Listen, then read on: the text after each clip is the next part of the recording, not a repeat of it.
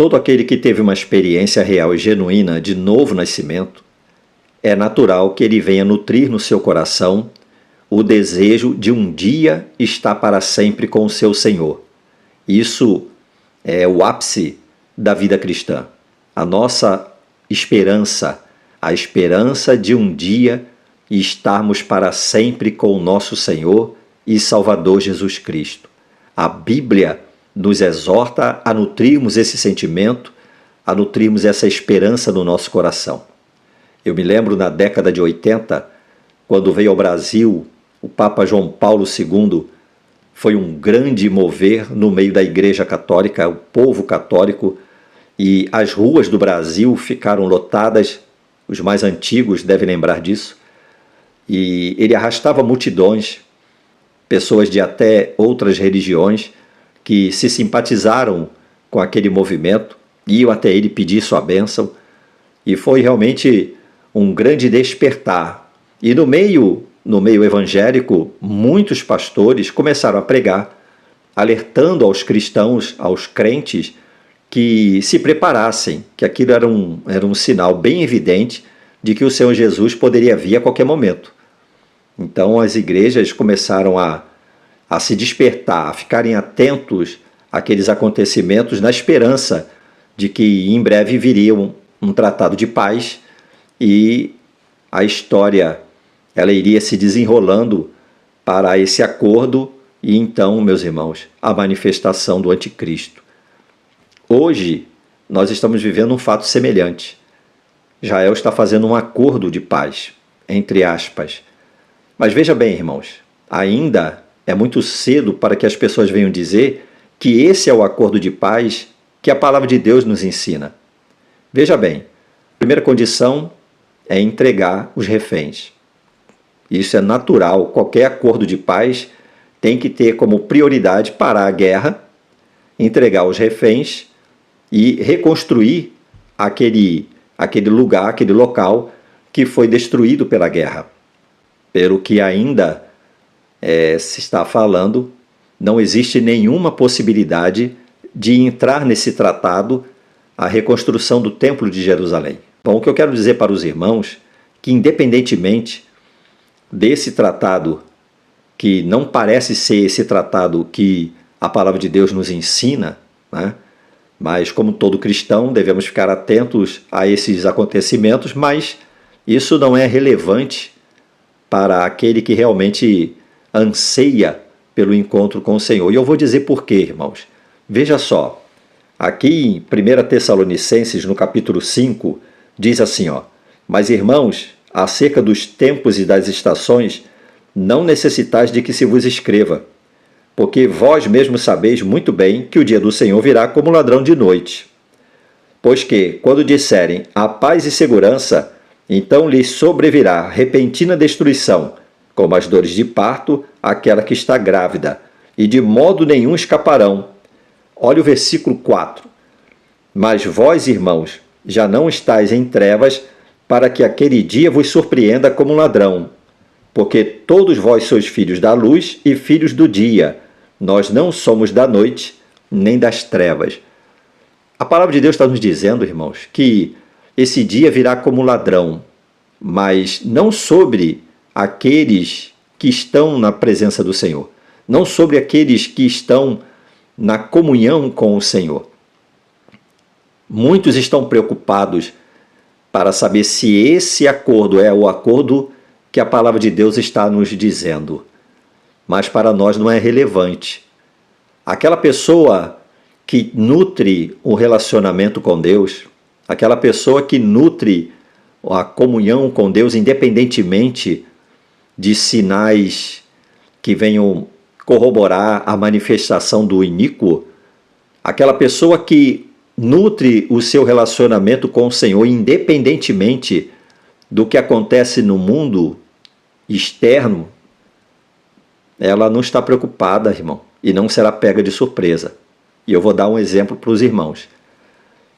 Ontem eu fui visitar um pastor, quer dizer, eu fui à procura desse pastor, conheço ele há muitos anos, e quando cheguei lá no local do seu trabalho, na sua loja, eu tive a notícia de que ele havia falecido. Esse pastor, ele era um pregador do evangelho, gostava de evangelizar, fazer trabalho de evangelismo em comunidades, era um homem dedicado à obra do Senhor. E então, quando eu cheguei ali no seu local de trabalho, estava a loja fechada, e eu perguntei ao vizinho do lado sobre ele, e me disseram que ele havia falecido. E eu me lembrei da última conversa que nós tivemos, e ele dizia para mim que o seu desejo era continuar a obra de evangelização nas comunidades aqui do Rio de Janeiro.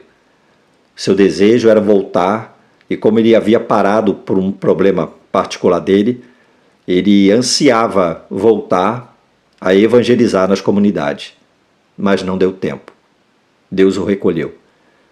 E quem que não conhece alguém que pregava o evangelho, um pastor, um evangelista, um irmãozinho, que também ansiava em conhecer quem seria o anticristo, ficava preocupado com a manifestação do anticristo, ouvia falar dos sinais, mas já foi recolhido, já está com o Senhor. Se esse tratado é o tal tratado que a palavra de Deus está nos falando, independentemente disso, irmãos, o que nós precisamos estar atentos é com o nosso relacionamento com Deus, porque independentemente se o Senhor Jesus vai vir arrebatar a igreja amanhã, daqui a 1 ano, daqui a 2 anos, não importa. Podemos ser chamados hoje para a eternidade. Hoje podemos ser chamados para a eternidade. E o que nós precisamos é refletir, é como está o nosso relacionamento diário com Deus, o nosso relacionamento diário com a Sua palavra, o nosso devocional. Lá fora, irmãos, as coisas estão acontecendo, informações distorcidas, trocadas, equivocadas, o que está acontecendo e aparecendo tantos intérpretes, teólogos, dizendo e afirmando categoricamente que esse é o tratado que vai fazer com que haja uma paz e que haverá reconstrução do templo. Até então, irmãos, todo o acordo que foi feito, primeiro, não fala de reconstrução de templo. Até então, não existe nenhuma cláusula que foi revelada em que a reconstrução do templo é um fator importante. Primeiro, que para as autoridades de Israel isso não é um fator relevante. É um fator relevante para os judeus ortodoxos. Para o povo ortodoxo, isso sim é um fator importante, mas não para as autoridades políticas, né, do povo de Israel. Então, não quero entrar nesse mérito, nesse detalhe para com os irmãos, mas quero mostrar para os irmãos o que a palavra de Deus está dizendo. Você não está em trevas. Se você mantém o seu relacionamento com Deus, se você mantém a sua vida espiritual em comunhão com Deus, o que acontece lá fora, irmãos, nesse mar de confusão, nesse emaranhado de informações, isso não vai nos afetar. Mantenha o seu relacionamento com Deus. Mantenha a sua vida espiritual nutrida. Talvez nem eu nem você estaremos aqui para ver o arrebatamento da igreja, mas sabemos de uma coisa: podemos ser chamados a qualquer momento. E quando formos chamados, precisamos estar preparados para o encontro com o nosso Senhor. É essa a palavra que eu gostaria de dizer para os irmãos. E ontem, quando eu soube que Deus recolheu o pastor, eu lembrei das palavras que ele me disse na última conversa. Eu quero voltar a fazer o trabalho nas comunidades para ganhar as almas. Mas ele não teve mais tempo para isso. Deus o recolheu e não sabemos qual será o nosso dia, irmãos. É necessário estarmos preparados para nos encontrarmos com o nosso Senhor. E o conselho que eu te dou: invista no seu relacionamento com Deus. As pessoas estão mais preocupadas em saber do tratado de paz, quem é o anticristo, se o templo vai ou não vai ser edificado, das coisas que estão acontecendo lá fora, mas não estão preocupadas com o seu relacionamento com o Senhor Jesus. O Senhor Jesus virá buscar uma igreja, e a sua igreja é uma igreja imaculada. Pergunte-se a si mesmo: faço eu parte dessa igreja? Estou vivendo uma vida imaculada? Estou vivendo uma vida afastada do pecado?